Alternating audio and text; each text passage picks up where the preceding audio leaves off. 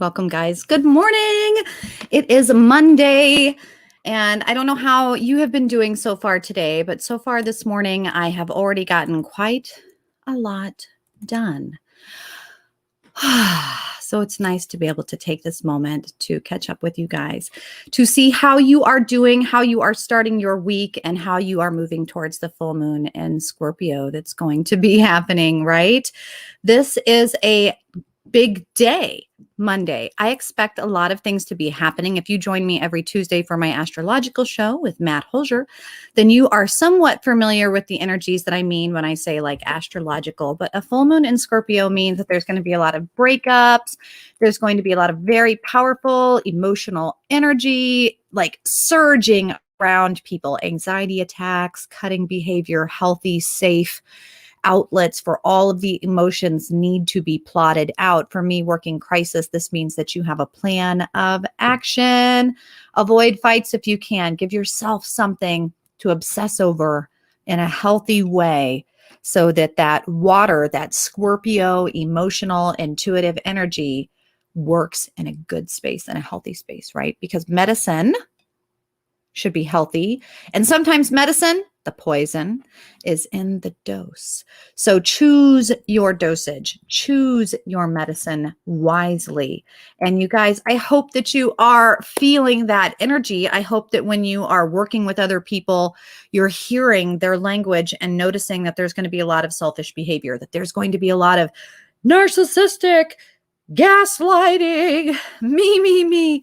Don't. Try really your best not to use these labels. They can be really confining. Instead, remember that hurt people hurt people. And also in a full moon in Scorpio, we ourselves are kind of defaulting to practical things, to the yin, the introverted, rainy days, soup days, wanting to cook, wanting to garden, wanting to do things that ground us, help us get supportive, try and cut those codependent ties. These are all really important themes. So I don't know if you guys are like me here at No Man's Land. It is predominantly a political show, and hopefully here in the next few weeks, you are going to see it blow up on a few of my favorite networks that I have been guests on before in the past. And instead, I'm really hoping to take a space with a bigger platform to talk with people and interview some of my favorite podcast people. It's going to be great. It's going to be great. It's going to be great. And so I know I should be better, right, about like sharing the screen and doing the pop-ups. And if this were an edited show instead of live, I could be a lot better about that. So you're going to just have to, in some ways, do the research yourself. But I'm interested in your thoughts. So feel free to join in the chat wherever you're joining me from, or send me a message. You can find me at paranormalsarah.com. But here on No Man's Land, Monday through Thursday at noon, we are essentially talking about general news, politics, what's going on near you. Being able to use social media in a way that is healthy, that's direct, that's honest and transparent. Because, right, the psychological points we've made in the most recent shows is that air magic, age of Aquarius, means that we want things now. And also that we are kind of forced into a space that we have to ask ourselves, do we know what in the heck we are doing? Do we have any guidance or confidence in what it is that we are thinking, so that as we move forward through very turbulent times, constructive criticism can be used to hone rather than deter? Because some people right now are going to be having major emotional meltdowns. I, as a crisis worker, expect to hear and get a lot of emails about people going through major life transformation, feeling very emotional about it, needing guidance because there's some spaces in retrograde. And what in the heck do we predict for that to be seeing in sociological space as far as dominoes falling? Well, you and I can do that together here in just the show today, because Monday is a good spot to just have a coffee and look ahead and go, what do we predict? What can we prep for? A full moon on a Monday is quite powerful. Full moon is a tabula rasa. A full moon is when it is bright outside and predators alike. There's a lot of culling. There's a lot of fighting. And in Scorpio, death, right? A scorpion in your sock. You better know what you're dealing with. So take inventory of everything going on in your life and direct it to the moon, direct it to the natural energies and say, this is what I want to get rid of. And this is how it's going to happen. And think about how this is happening on a macro scale as well. So some of the individuals you can find on YouTube Gothix, Gothix, she's been someone on kind of the Twitter world, but also on social media, on YouTube. She's got a really great podcast, some reaction videos, and she is a gamer, actually. So I really appreciate her language. And she did a really great show this past week, a few days ago, on speaking your truth, or on speaking truth, and what that means as a person, what that means for your personal integrity. And she mentioned something quite interesting. She said that emotions really seem to cloud judgment, and that emotions really push guilt. And that when she's in this space of discussing politics or religion or really profound things like woke things, that when someone immediately gets a little bit of pressure or a little bit of any kind of conflict, you kind of see two different things happening. One is very defensive because, right, they're protecting something they're not quite sure of. Or someone who's a little bit more curious, open to growth, and confident in where they're coming from, and interested in open perspectives. They're not going to be taking things personally because they're not dipping backwards into thought or feeling. They're instead staying in airspace to just debate or discuss or converse. It doesn't have to be taken to an immediately emotional space. So this really is where growth happens. The moment that you say, stupid or troll, or start engaging in like very violent, rude bullying type behavior, which is quite common these days, you kind of immediately know whom and what type of energy you're dealing with. It's a really good indicator. And a lot of her language, she was comparing it to liberal and conservative because her podcast is very, very, very political. And in her language, she was kind of describing that, you might have someone who's very far liberal on the spectrum, and they are all about opening borders and therefore, advocating and helping others and seeing vulnerability. And indeed, but then you've got conservatives over here on this very far end spectrum that are more about seeing what creates more issues to really just be managed, right? When opening the borders, you're having this influx of population. And if we can't fix these problems, why do we want to times it by however many people? We're having thousands. We need to get a hold of things. So this liberal space is that bleeding heart, right? And so being from Missouri, being from the border wars and the Jayhawkers and the bushwhackers and these kind of, wow, I'm surprised that hasn't been taken down yet. Anyway. I don't find it offensive, by the way. But the conservatives would say, listen, we clearly see what it is that we can handle. And it's more of a yang energy, right? If you're someone who's interested in Eastern religions, cultures, energy shifts, you've got earth and water over here and air and fire over here. You've got that left, the liberal, the hand, the healer, the receiver, the nurturer. And then you've got the right hand, the air and fire, the doer, the disciple, the will, the hand of God, right? Going out and shaking and conversing and making things happen and being the fixer. It really starts to break down really clearly, cross-culturally. Doesn't have to be about race at all, and isn't. So it's quite fun to be able to jump into this space because it breaks it down in a space that we can really start to see. And I want to add, she was quite cute. Gothix went into this space where she's like, over here on the conservatives, you have your right, I can't even say that word. And she was referring to, or trying to refer to, the right amygdala, or the part of the brain right down here, right? We got this little, it always kind of looks like a fun little mini brain down here, and, or like a little ball of yarn, actually. And it's about how to condition fear. And this is a space to reduce fear, cope with fear, assess risk, reactionary spaces, and being someone that studies the addiction to violence and the desensitization to fear, somebody with psychopathy and culpability and recidivism. This is important to understand.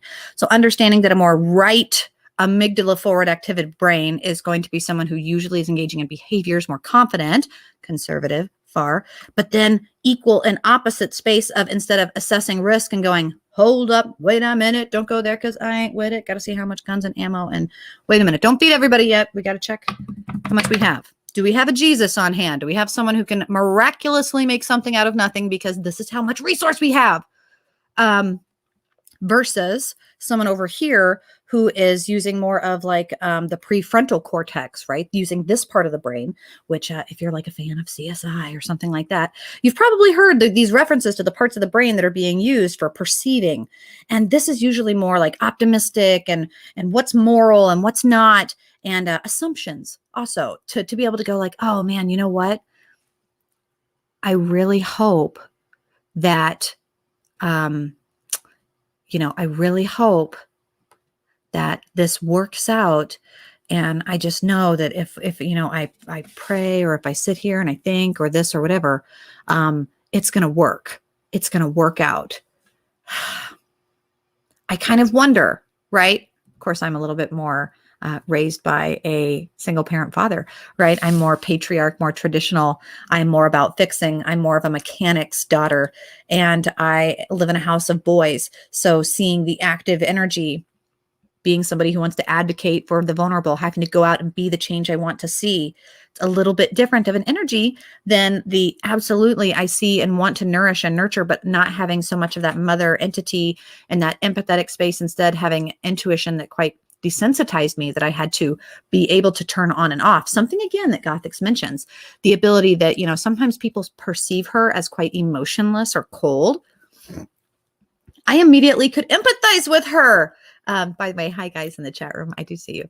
And I could empathize with that energy, because sometimes people, if I'm debating with them, will be like, how can you be so cold? And I'm really not here to have a pity party. I'm not here to feel. I'm not. Well, how can you discuss something without feeling? Well, I cried about it when I saw it happening. And then I researched why. And then I saw what it was I could do. And then I composed myself, and I dressed nicely, and I put on deodorant, and I prepared myself so that I could best use my time efficiently, you and me, because I respect everybody and how my influence is done.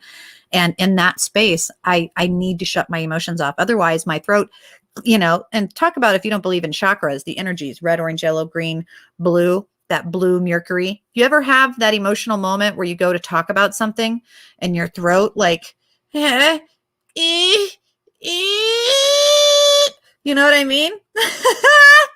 This is real. And you're thinking like, God, just like, or at least I am like, Sarah, calm down. You can do this. You can talk about them. Like, don't cry. Don't freak out. This is a really good indicator if you're closing down and your body is like a big sphincter, like someone trying to do anal on you and you're not interested. Your body clams up. Okay. Read it. Listen to your body. Understand this may not be the time to talk about it, or that you need to have that emotional release, or that you need to be in a safe space, and maybe you're not perceiving that you're in a safe space and you need to create a sacred space. So that's why you have people going and being like, you know what? I'm just going to not, no, thank you. No, thank you. And I had shared on my most recent podcast that one of the things that's really interested about, and why I find it important to wear my wedding ring, is that when people be like, hey, hot stuff, bet you look real sexy under that mask. Are you single? Is a lot easier than being like, yep.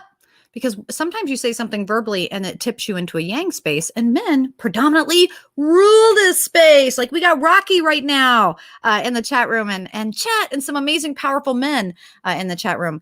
And these movers and shakers, they're leaders, they're role models. They're out doing things in the community. Not to say women aren't.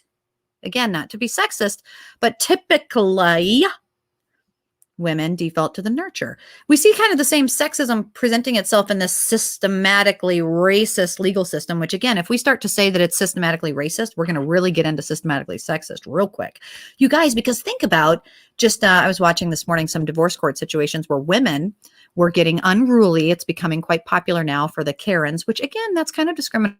Poor Karens, poor people with the actual name Karen. We feel sorry for you. There's going to be a new diagnostics on the DSM just for you. Comedians, I hope you're doing a skit for it. We're here for the Karens. Well, let's just call it the KA. I can't even with KA. It just starts spelling my name. For the names anonymous, you know what your name is. Thou shalt not be spoken. It's like the Voldemort of the real life community. Here in the dimension God has forgotten, it is the K word that we cannot say. Because these poor women are probably breaking down. But for real, that this particular space, think about these women in court that are becoming quite unruly because they get told they have to pay $498 in child support. What? To him? No, I'm the mom. I shouldn't have to pay anything. Well, you're a deadbeat mom. I'm sorry. If you want fair, if you want equal, guess what? men have been a victim of this system for a very long time. Sarah, I think you're biased. Absolutely, I'm biased. I'm of the minority. I've been of the minority quite a lot, actually. So I find that interesting. You should put that as a book tab next time you try and debate me on something, okay? And remember the importance of, what your words do and how you say things and the space in which you're saying them. And if you want it to be equal, it's going to be equal. And so to detest, do it with manners or do it in a professional way. Know and be prepared for that. And a lot of people we find that are out screaming obscenities or "you're fat, you big fat whore," or things like that to me that are absolutely not true, obviously. And then I think these people are trying to hurt my feelings. What a wasted energy. And I don't understand that. And usually it's because I've said something that did not, immediately agree with them. And they didn't even care to ask why. If you find someone not able or even capable of hearing or asking themselves why, that's how we witches tip something in water back into earth, is we go, ooh, oh, they called me a fat whore. Why would they call me? Am I fat? No. Am I a whore? Kegel, Kegel, check, check. Yeah, no. Why would they say that? Oh, because they're dumb, ignorant, and they don't know me. Oh, that's right. Okay, I'm not hurt. It doesn't affect. And then people go, wow, you're really cold and callous. How do you deal with that? Well, try walking down, the line of through prison or through holdings or through people getting lined up for court or having to do the turn and cough in the middle of booking and be in my vessel on a Friday night in the middle of downtown Rainbow Boulevard, helping. And you will be called quite a few things that might be hurtful to your soul. But you also learn to laugh and have a good sense of humor. It's a shield. It is a shield, and it's okay, and it doesn't hurt anyone, so that's okay. Jason, what's up? Another big time host and podcaster out of Minnesota. Welcome. I'm so glad to see you. Let people know in the chat room, guys, if you are joining me. Rocky as well, someone who you'll see on Opslands Radio down there in Texas, in the heat of it, doing his own political show. Chet, gosh, I'm just getting to know him. Some really amazing faces in the chat room. Susie, good to see you as well.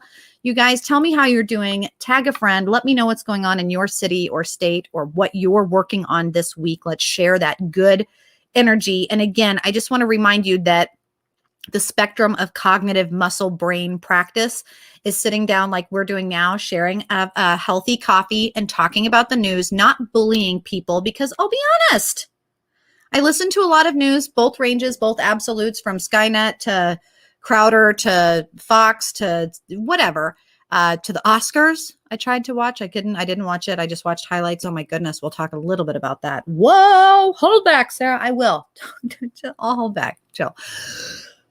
Still processing. So I'll probably talk about that tonight or tomorrow. But we can be both emotional and regulate it. Regulators. And you can also be someone who takes action, but when the time is right.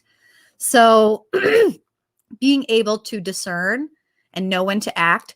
The magic word lately has been blame. What does that mean? Ironically, when we think pin down, hold accountable, liability, guilt, feelings, we think of that George Floyd. There's been some crazy things in the news since last week's verdict.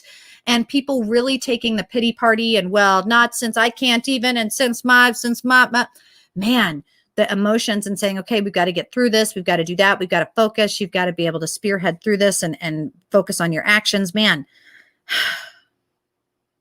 Some interesting things. Again, I have to go back to Gothix on her recent, I think it's just going to be now 2 days old if you go and check out her stream on YouTube, spelled Gothix. Wonderful woman.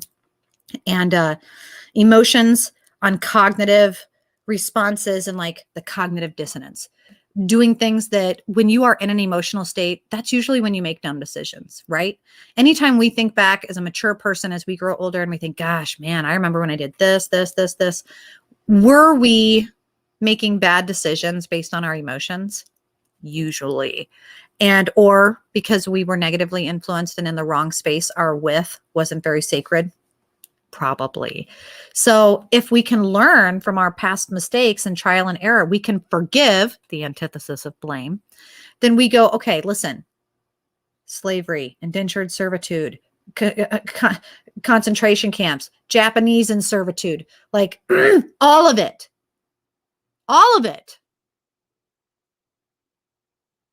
If we want to break the cycle, we know the equation is to step in and not burn it down, not spread hate, but instead to listen, to nurture and assess, to have equal and opposite, but not have emotional cognitive dissonance and negative responses that are going to on other people in an air or a yang space. Instead, to have actions that are helpful, that are equal, that are kind, that are loving, that are spreading a unity, if indeed there is some sort of affirmation there. I'm not sure.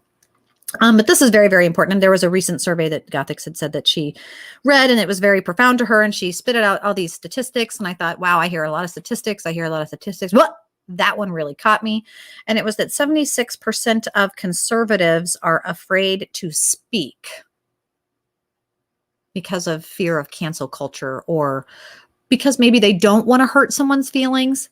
Now, if you are someone who goes, well, yeah, they better be. I want you to stop and think just for a brief moment, this emotional space, clearly assess, why are we acting this way? Why would we want someone to be afraid to speak? Why would you want that? Because what they're saying isn't helpful. Well, wouldn't you want them to know that so that they wouldn't want to shout that? Because usually what people say, they do. Wouldn't you want to listen? Censorship doesn't usually lead to good things, as those oppressed in the past usually know. And if we were to listen to our ancestors, listen to the mothers screaming, don't, please don't, almost consistently in all of these situations and in all of these shootings, black or white, the mothers, please don't. And people do. And that's very confusing to me. So being able to understand people's intentions, and usually when someone immediately takes a personal offense, it's because they don't lack the confidence. If you say, oh yeah, well, why don't you tell me about that? Well, why don't you go suck coconuts? Whoa, freak out, calm down. Not here to criticize you. I'm here to learn why you feel that way. Like, I'm truly interested, because the Venn diagram of compromise and error requires both people to dance. It is a two-step of listening and speaking. And that's so very, very, very, very, very, very, very important. And that requires me just as much speaking here in this podcast space as you guys posting, commenting, and giving me that interaction to let me know how you feel in that space and what it is that maybe you have learned about being mannerly. It's not about being fearful, right? I don't usually see it as a fearful space.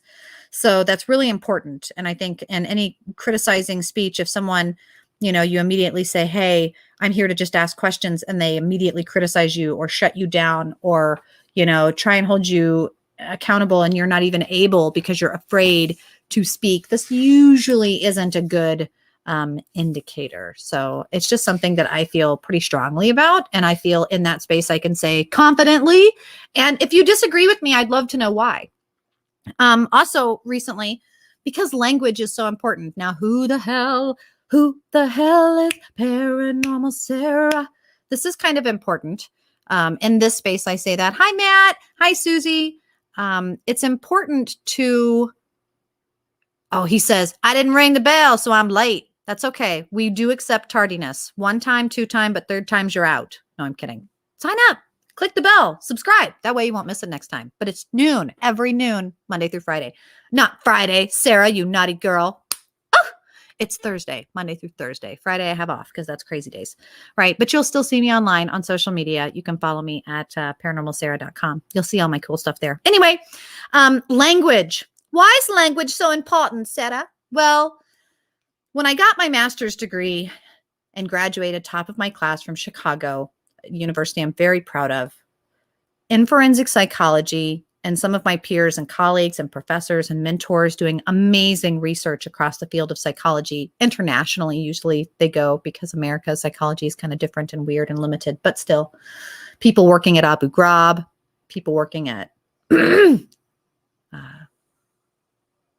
Geronimo.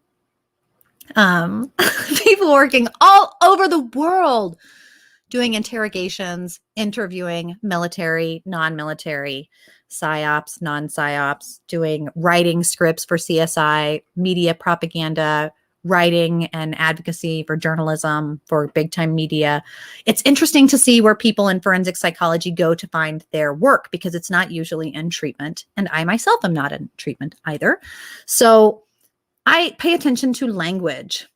Neurolinguistic programming is very important. Being able to know your language is to know your mind. So when I do assessments, or when we're talking with someone, trying to get a diagnostic assessment for somebody in mental health, if you're working in an emergency room, if you're working dispatch, if you're working with police officers as a social worker, if you're working as a case manager with limited billing time, you need to be able to use your language. It's very, very, very, very important.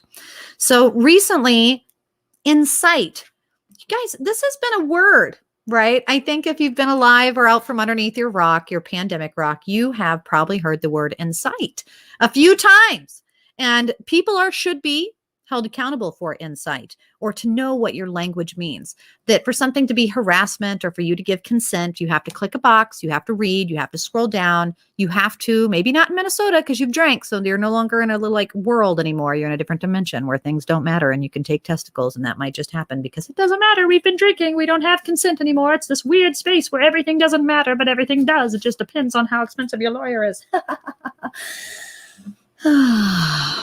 Anyway. Anonymity and online consent, swiping right or left. Does this mean consent?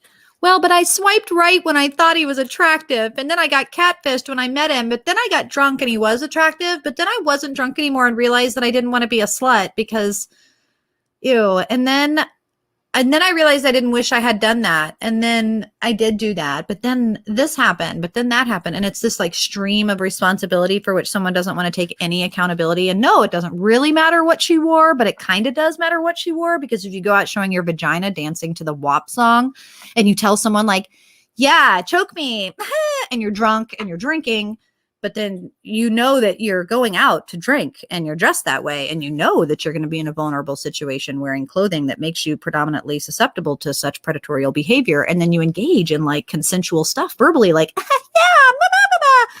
And then you swipe, and then you do this, and then you get in an Uber, and then you say yes and yes, and then this person's drunk and they're also drunk. How is it that he can be drunk and you can be drunk, but that drunk is different than the drunks that drunk is? Well, because someone has an erection and someone has a vagina, and it's just different. Well, it won't be different up until this point. Well, it'll be different up until that point. Well, it's going to come down to the language.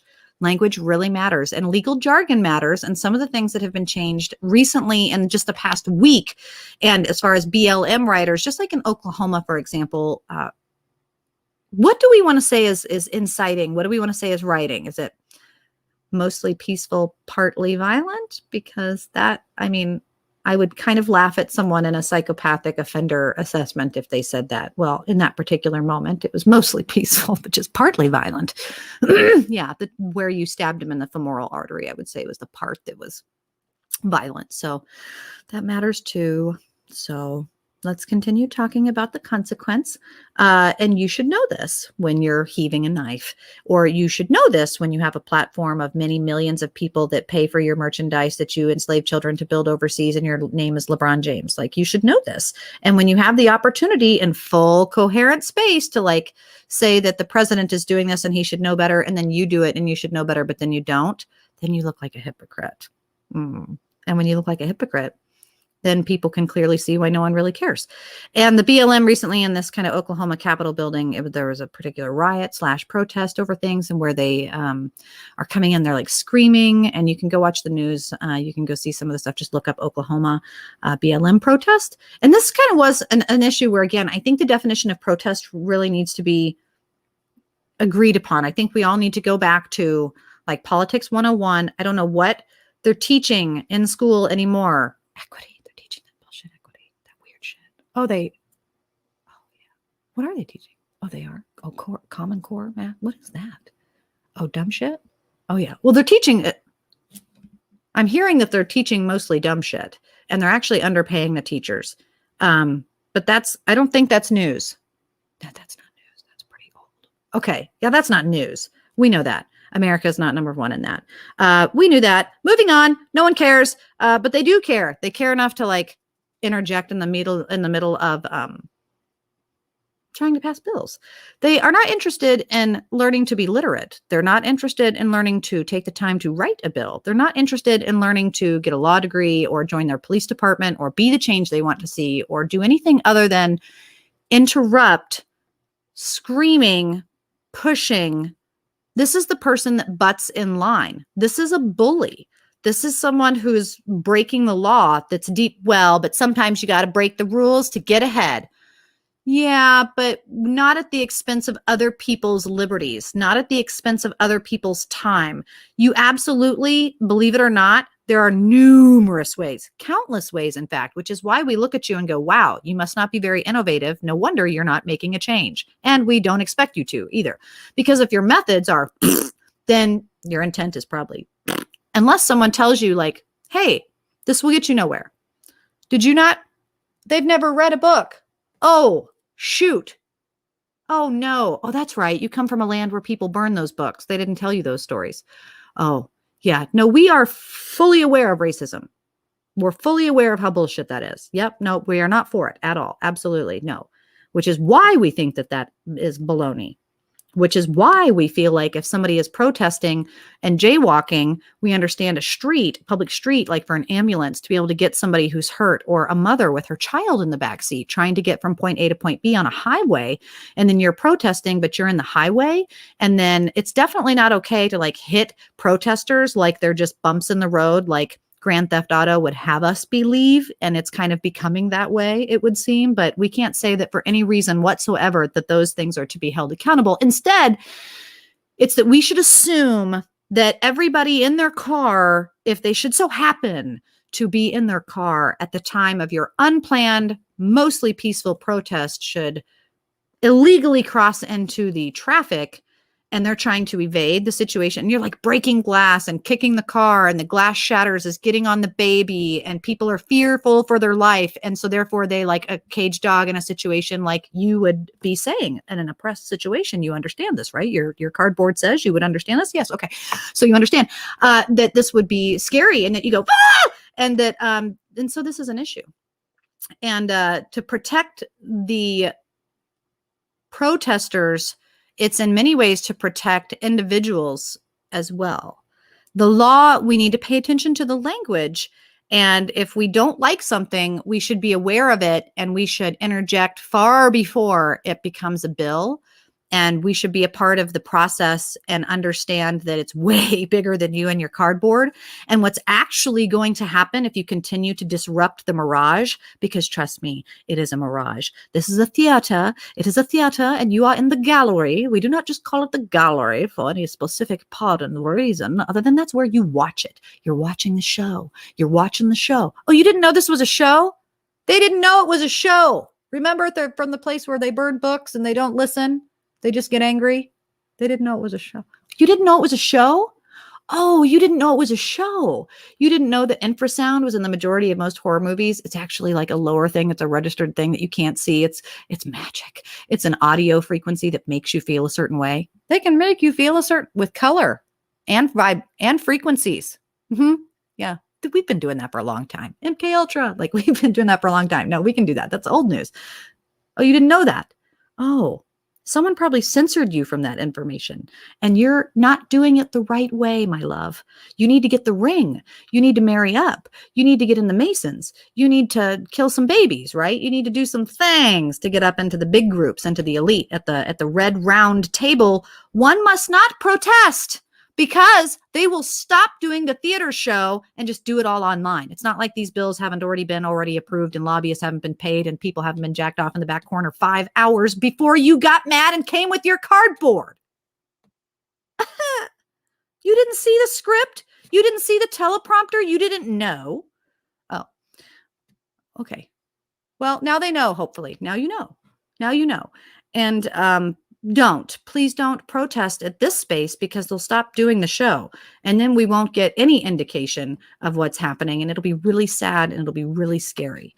So we don't want to live in that equilibrium world where we're just all reactionarily getting the handout of, by the way, that was passed and don't do that anymore, or you'll be taken. By the way, this is you being taken. Majority report type crap. Okay, guys, this is where we say, there's probably a better way. And there is. Really? Yeah, they did it 100. Yeah.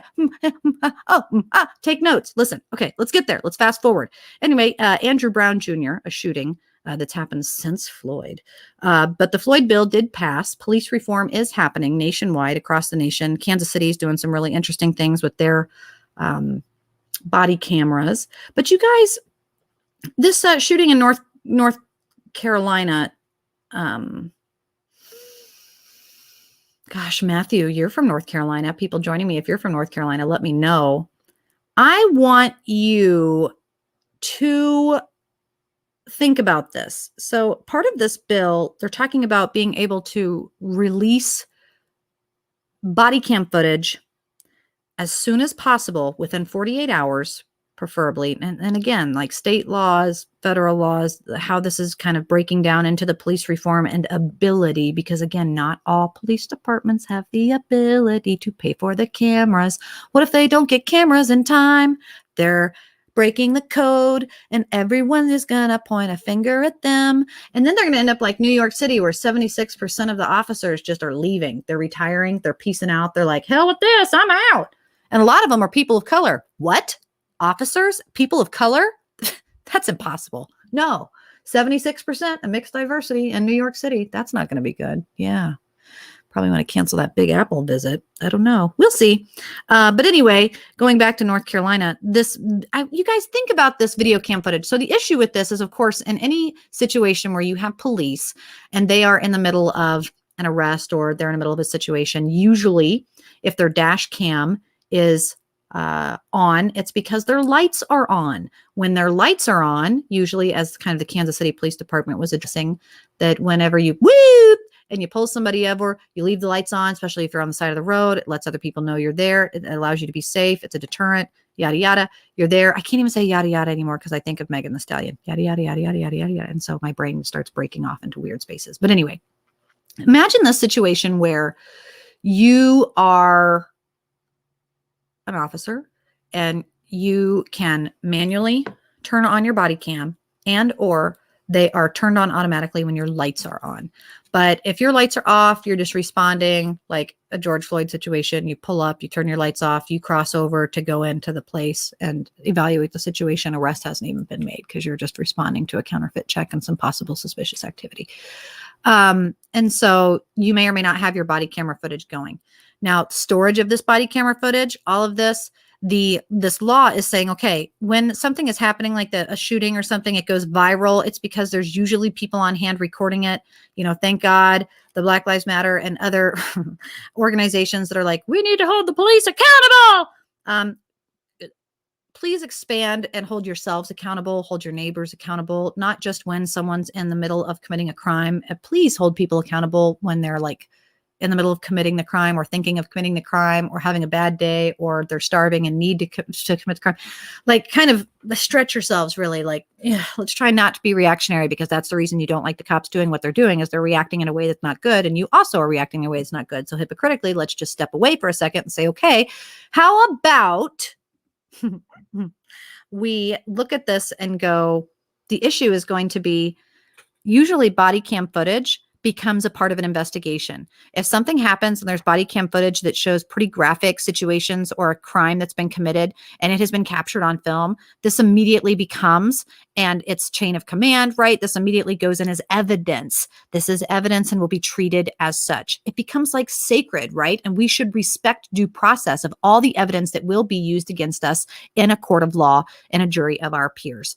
Now, times have changed where there's also going to be all of this other video cam footage. There's going to be cell phone footage. There's going to be news, blah, blah, blah, blah, blah. People that they can edit whatever they want. They can put an Instagram filter on it. They can play it backwards and reverse. They can put, I fucking hate you in the background and replay it. And that goes viral and shoot.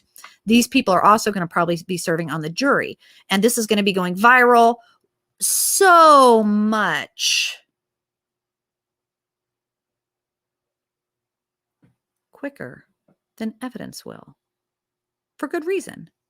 But now with this Floyd law, they're requiring to release the footage, but it has to be edited for public consumption. What? Did you hear that? Oh, most people won't read the law. They're just happy that they named it after George Floyd. No, most people won't even read the law. Just name it after George Floyd. Just name it after George Floyd. Really? You don't think anybody will notice? Well, let's do it. They did that. They did that. They did that. You guys, there's good and bad to this reform. There's really good and bad to this reform. And the reason that, like, for example, North Carolina media is saying, you need to release the video cam footage now. We deserve the video cam footage now. The police, we demand the police release this footage now so that the families can get justice. Why?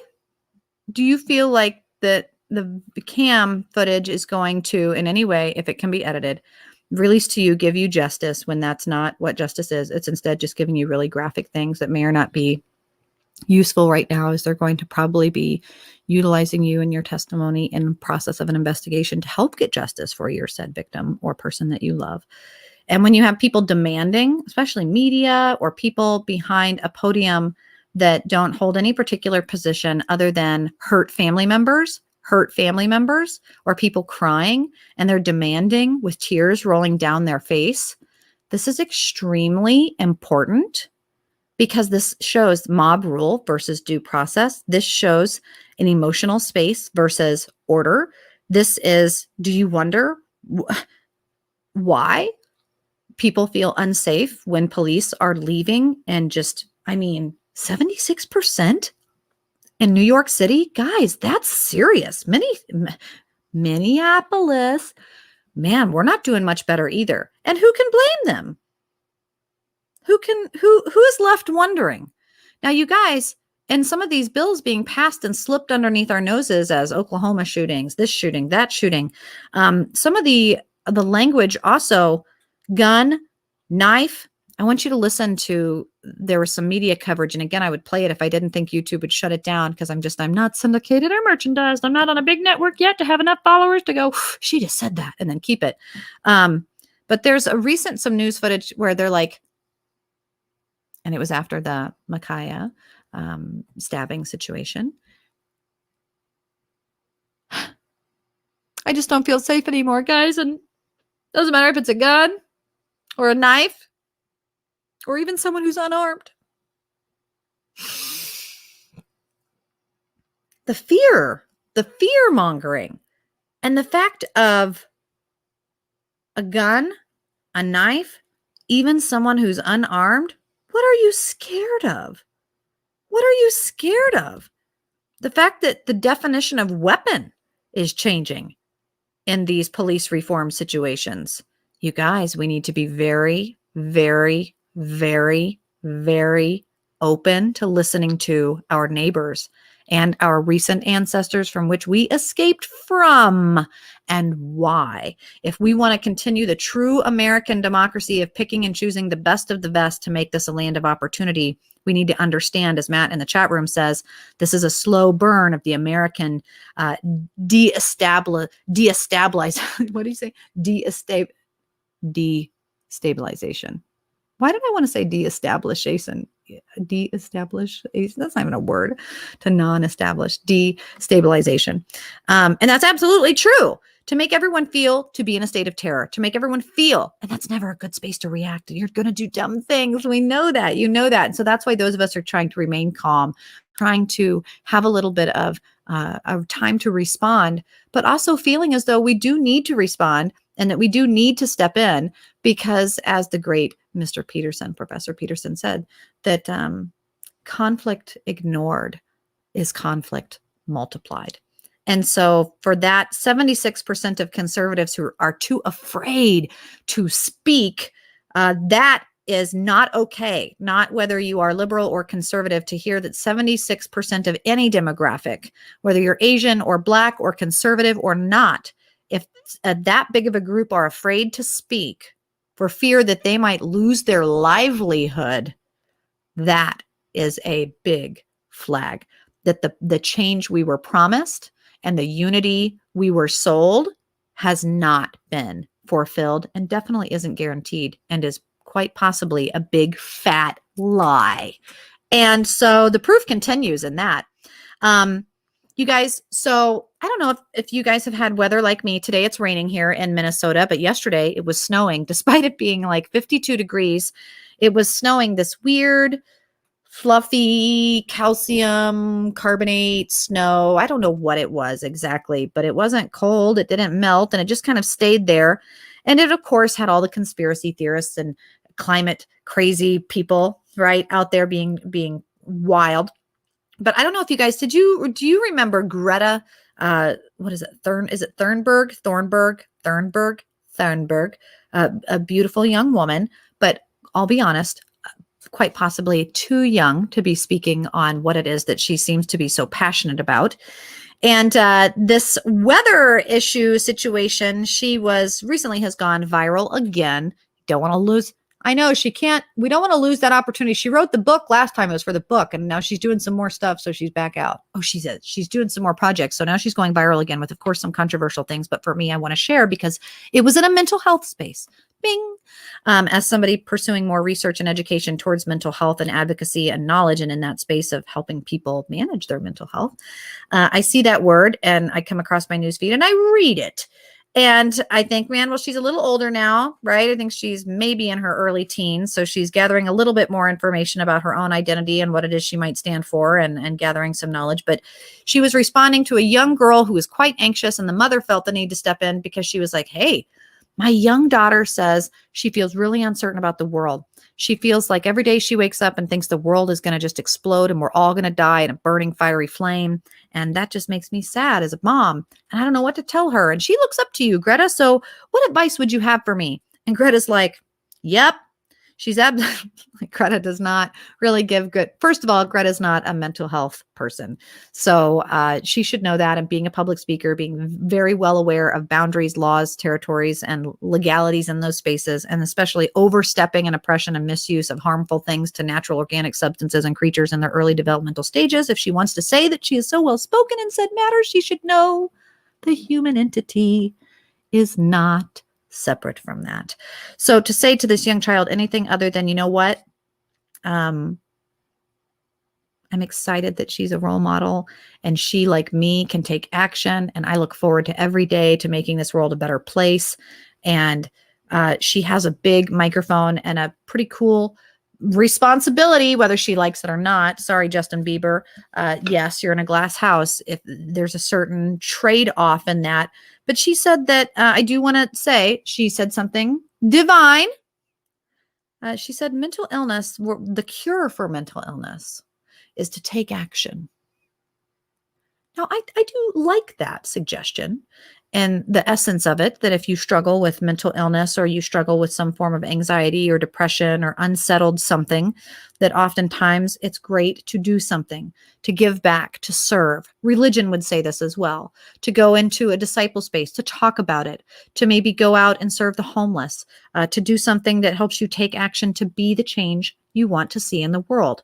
And I feel like maybe I want to try and say, not of course speak for her, that maybe that's where she was going with that advice, in which case, sure, there's some good advice there. But of course, you don't want to take action if you don't know what the hell you are doing. Do not take action if you're not in a safe space. Do not take action if you don't have education or the right tools, or you're not prepared, or you don't have the support system that when you go out into the world that will eat you alive and chew you up, that you don't have a safe space to run back to for someone to lick your wounds. And also be fully aware that when you take action, that people will take action against you. And to be prepared for that as well. It's just a continuation of this, I think, ignorance of your true influence and maybe the misuse of it. And yeah, as Matt, the people are sharing in the chat room, all of their experiences with re-education camps and frightening children with scripts, and how even in the 1930s, Hitler doing some pretty amazing ministering from the inside out. And man, this is, again, those of us who know our history and we've read a book or two, this is not new, but it's new to those people. I know it's newer to the younger generation who have been in some ways shielded from the gross access of information and instead distracted by things like games or TikToks or dances or hashtags where they could really have access to some amazing power. And there are cures out there, but instead the mental health in America would say there are absolutely none, and that you need to be on medications, you need to alter things. And the fact is that you are not necessarily allowed to have an opinion if your health insurance doesn't pay for it. And the fact that there is such a heavy money trail, the CDC, the big pharma, conspiracy or not, the power there is real. And so mental illness right now is in the hands of those who have the money. And that's not necessarily an ethical space. And so I do struggle in a lot of areas and conflict in many spaces with that. I know for those of you who joined me on TikTok this morning, I shared with you some adverse side effects to the vaccinations, that they're lowering the age to 16. That is absolutely inhumane, and it's redonkulous, and it's ridiculous. And for a demographic that is not even susceptible to this, it's a misuse of power, and the level of adverse side effects and adverse deaths to it do not, no. Nope, it's not ethical, which is precisely why the NIH is not involved in this process. The Emergency Authorization Act completely bypasses all of that. So you guys, please, please, please be aware of some of the take action and what that means. It doesn't necessarily mean go blindly get something because your recent celebrity got paid $900 to do a vaccination ad. Instead, it should be, when you say that I've done the research, it should be because you've done the research. It's really nice. But there's actually a new person on scene, a young woman. I believe she's Indigenous. She's beautiful. And I won't even attempt to pronounce her name. Xie. Xai. I said I won't even. There it was. Xai Bastida. And she is kind of the new BIPOC person or script reader, if you will. And she's out there young, a little younger than Greta now, kind of stealing the microphone. Greta, look out. She's younger. She's darker. She's got darker skin. What? No, just kidding. Not really though. But she's demanding things and she's getting heard. And some of her demands are interesting, worthy, but also some ridiculous and scary. And it opens up a lot of stuff to pipelines. It opens up to, and again, you guys, I've got some of this happening right up the way for me, living just shy of an Army base and also a reservation. We've got pipelines going up here in northern Minnesota, coming through Canada, being halted, not being halted, people protesting all the time, knowing whether or not are we for this or not for this. A lot of times they're doing treatment, they're doing repair, which is absolutely important to our environment and ability to not be codependent on other people for natural resources. When we say, and should be listening to, if you're a fan of Vice President Kamala saying that wars very soon will be fought over water, this is in the globalist playbook. Okay, guys, pay attention to ID 2020 and follow the yellow gold road. Speaking of laughter, because I know we're almost to the end of the show, I'm going to try and keep it to an hour to show those professionals that I can manage my time. Ryan Long, one of my I don't want to say favorite, but I love comedians. My husband's more of a Bill Burr fan. I love Mitch Hedberg. I like dry George Carlin type comedy, but Ryan Long, he's a comedian out there doing some funny skits, doing some really cool air magic. And he recently did a skit on censorship and the psychology of it, being the butt of jokes and coping with laughter, which of course was on my radar. And I think that if you're interested in learning or laughing in some of these otherwise crazy times, go and check out Ryan Long. Gauge your own ability to laugh. Watch some of that comedy and see if it's offensive to you. If you find yourself going, oh God, that offends me, check yourself before you wreck yourself, laugh, and then message me what exactly offended you so we can talk about it in a way that is safe and get through this together. That's the point, right? And then lastly, I never want to leave you without going down some kind of a wormhole, right? Some type of a conspiracy theory, because I am, after all, Paranormal Sarah, and that's where you find me, is at paranormalsarah.com. But conspiracy theories right now, gosh, after last night's Oscars, which again, I did not watch in full, but we had people like Stephen Colbert saying, come up here and get your golden idol for your Babylonian gods that you worship to kill children over. Just kidding, but not really. Just kidding, but not really. Like, what reptilian in the gosh world is this? Anyway, Monkey Works, Department of Defense, Norwich, UK, some birds, aka some military flyovers, aka October films. Check out Josh Wilkins. Check out the Cotteshall Airfield in England. If you are interested in checking out some hashtags, just go to Monkey Works, October Films, or Josh Wilkins. There's some interesting UFO stuff in the news. It's not just old Navy things from 2019, but things from the Galactic Federation's real. Oh gosh, Israeli Palestinian war bombs. I mean, if you listen to Nosra Ezra, one of my favorite Palestinian artists, she does, we don't need bombs, we got fire kites. We don't need bombs. She's talking about like fire kites and how people are putting bombs on kites and dropping them over because they don't need bombs because military, and it's really scary, and kids blowing up and stuff. And that's like news. And Myanmar also has some news, like major genocide news. Really? Uh-huh. Well, we don't even have time to talk about it. It's so crazy.